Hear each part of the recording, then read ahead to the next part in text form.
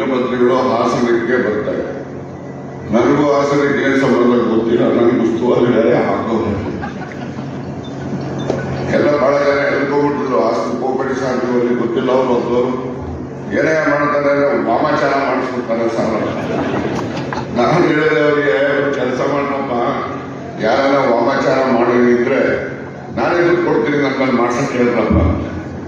ಬಹಳ ಸರಿ ಮಾಡಿರೋದು ನನ್ನ ಗಮನಕ್ಕೆ ಬಂದಿವೆ, ಆದರೆ ನನಗೇನು ಆಗಿಲ್ಲ. ಯಾಕೆಂದ್ರೆ ನಾವು ನರಸಿಂಹಸ್ವಾಮಿ ಉಗ್ರ ನರಸಿಂಹನ ಕೊಟ್ಟು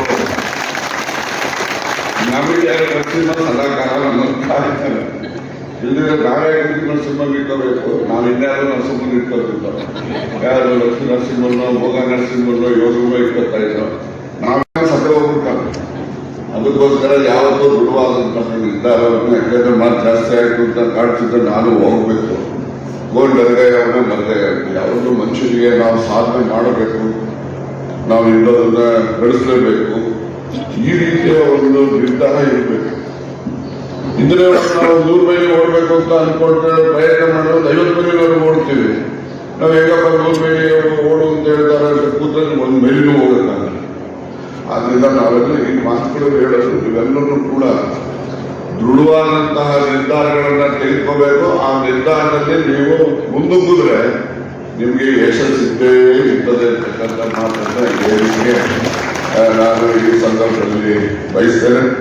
ಮತ್ತೆ ಏನು ಮಕ್ಕಳುಗಳು ಇವತ್ತು ತಾವೆಲ್ಲ ಬಂದಿದ್ದೀರಿ, ನಿಮ್ಮ ಇವ್ರ ಮೇಲೆ ಒಂದು ಕೇಸು, ಅವ್ರ ಮೇಲೆ ಒಂದು ಕೇಸು, 2 ಕೇಸು. ಆ ಊರಿನ ಸಾಧನೆ ಅಂದ್ರೆ ನಾವು ಊರಿನ ಜನರನ್ನ ದೂಷಣೆ ಮಾಡ್ತಾ ಇದ್ದೀರಿಲ್ಲ, ಇನ್ನು ಎಷ್ಟೊಂದು ಅಜ್ಞಾನ ಇದೆ ಸಮಾಜ. ಅವರನ್ನ ವಿದ್ಯಾವಂತರನ್ನಾಗಿ ಮಾಡಿದ್ರೆ ಅವರನ್ನ ಸಮಾಜಕ್ಕೆ ನಾವು ಆಸ್ತಿಯಾಗಿ ಪರಿವರ್ತನೆ ಮಾಡಬೇಕು. ನಾನು ಹೆಸರು ಹೇಳಲಿಕ್ಕೆ ಹೋಗೋದಿಲ್ಲ. ನಾನು 70ರ ದಶಕದಲ್ಲಿ ನನಗೇನು ಸಣ್ಣ ಸಹಾಯ ಅದು, ಆದ್ರೆ ಒಂದು ಆ ದಿವಸ ಆ ಕುಟುಂಬಕ್ಕೆ ನಾನು ಮಾಡುವಂತಹ ಸಹಾಯದಿಂದ ಇವತ್ತು ಆ ಕುಟುಂಬವನ್ನು ಒಬ್ಬ IAS ಅಧಿಕಾರಿ